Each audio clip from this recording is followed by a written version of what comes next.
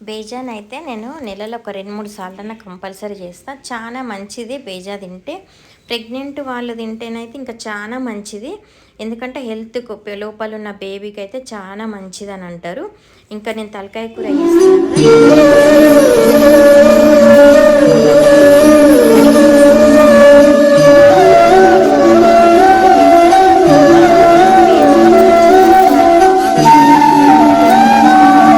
ముక్కలకి ముక్కలకంతా పట్టుకుంటుంది కాబట్టి మనం ఎక్కువసేపు అంటే కొంచెం కలిపినా అన్నట్టు కాకుండా ఎక్కువసేపు మంచిగా కలిపి మూత పెట్టి పక్కకు పెట్టేసుకోవాలి.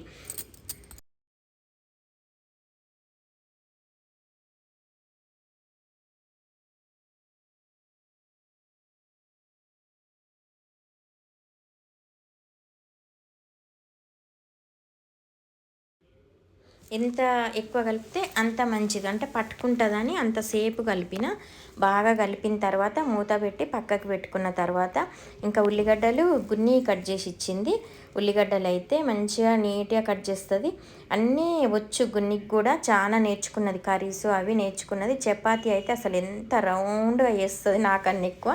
ఇంకా పెద్ద పెద్ద ఉల్లిగడ్డలు అన్నీ కట్ చేసి ఇచ్చింది. కట్ చేసిన తర్వాత నేను గ్రైండ్ చేసి పెట్టుకున్నా. ఇంకా టమాటా కూర కూడా వేస్తున్నాను, ఎందుకంటే నేను నాన్ వెజ్ తినట్లేదు కదా సండే రోజు. అందుకని టమాటా నా కోసము. ఇంకా బేజా అయిపోతుంది, ఇంకా కావచ్చింది. ఇంకా కొంచెం కొత్తిమీర వేసి దింపేయడమే. బేజాలోనైతే అసలు కొత్తిమీర వేయకున్నా సరే అంత బాగుంటుంది తింటుంటే. ఇంకా గిన్నె పెట్టిన మన తలకాయ కూర కోసము.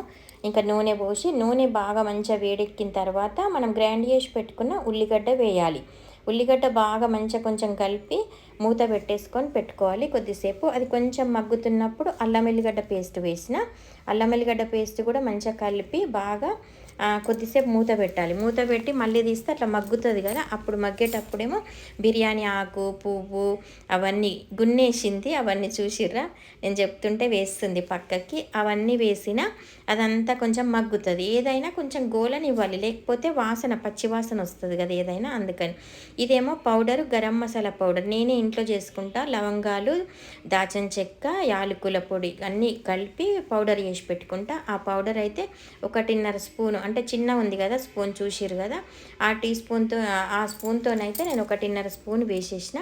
అది వేసి కొంచెం మంచిగా కలిపిన తర్వాత మళ్ళీ తలకాయ కూర మనం కలిపి పెట్టుకున్నాం కదా, అది వేసేయాలి. వేసి బాగా కలపాలి. ఒక 2, 3 సార్లు చాలా కలుపుకుంటూ మూత పెట్టాలి.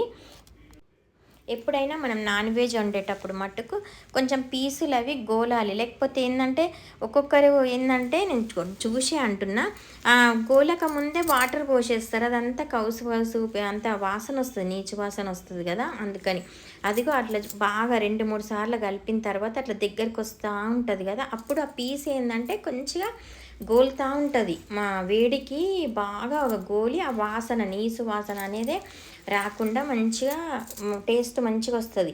నేనైతే కొంచెం కొత్తిమీర వేసి వాటర్ పోసిన, ఉడకాలి కదా తలకాయ కూర. ఇంకా చాలా మట్టుకు నేను మొత్తం బయటనే చేస్తే ఇట్లా గిన్నెలల్లా. ఇంకా వాటర్ పోసేసి ఇంకా మూత పెట్టిన. మూత పెట్టిన తర్వాత ఒక 10 నిమిషాలు, 5 నిమిషాలకు ఒకసారి చూసుకుంటా, మళ్ళీ ఇంకొక 2, 3 నిమిషాలు. దాదాపు మనకు మొత్తం కూరనైతే ఒక 20, 25 నిమిషాలలోనే రెడీ అయిపోతుంది.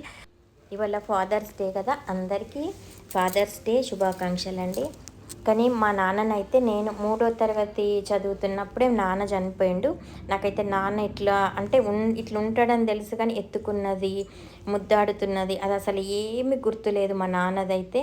అన్నీ మా అమ్మనే చిన్నప్పటి నుంచి, అంటే చిన్నగా ఉన్నప్పుడే చనిపోయిండు కదా, నాకు అసలు ఏమీ తెలియదు. చాలా బాధపడతా. అసలు నాన్న గుర్తొచ్చినప్పుడల్లా చాలా ఏడుపు వస్తుంది. కానీ ఇవాళ కూడా నేను పొద్దున్నే ఎందుకో ఏడ్చేసిన. మా గున్ని, జాను, మా సంతోష్ అయితే చాలా బాధపడ్డారు. అయ్యో ఏడవకు ఏడవకు అన్నారు. ఇంకొకటి ఏం సంతోషం అనిపిస్తుంది అంటే, మా సంతోష్ని చూస్తే చాలా హ్యాపీ అనిపిస్తుంది. పిల్లలని ఇంత ప్రేమించవచ్చా, ఇంత బాగా చూసుకోవచ్చా అని ఎంత బాగా చూసుకుంటారు ఇద్దరు పాపలని. అసలు ఆ విషయంలోనైతే నేను అనుకుంటా, అబ్బా ఎంత గొప్ప తండ్రి అని అనిపిస్తుంది. ఒక్కొక్కసారి అయితే నేను ఈర్ష్యపడతా అని అనిపిస్తుంది. అంత బాగా చూసుకుంటారు పిల్లల్ని అర్థం చేసుకొని అన్నీ వాళ్ళ దగ్గరికి తెచ్చియటము, అన్నీ కొనియటమే కాదండి, ప్రేమగా చూసుకోవటం కూడా గొప్పే.